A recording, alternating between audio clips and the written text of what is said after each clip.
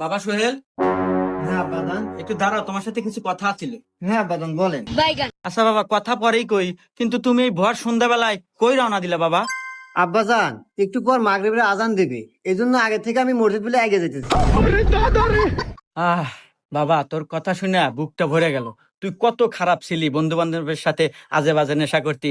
যাক, তোকে যে আল্লাহ এত ভালো বানাইছে, এজন্য আমি আল্লাহর কাছে শুকরিয়া আদায় করি, আলহামদুলিল্লাহ। আচ্ছা আব্বা, তুমি জানি কি জানি বলতে চাইলে, ওটা একটু বলো, নইলে আবার আজান দিয়ে দিবে, আমার মসজিদে যাওয়া লাগবে। ও আচ্ছা বাবা, ঠিক আছে। ওই যে তোর মার না খুব অসুস্থ, কয়েকটা টাকা লাগতো, একটু ওষুধ আনতাম। ও আচ্ছা আব্বা, দিতেছি। रुको जरा खत्म।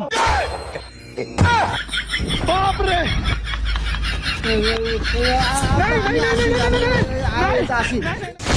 বন্ধুরা, কি বুঝলেন? পোশাক এবং লেবাস দেখে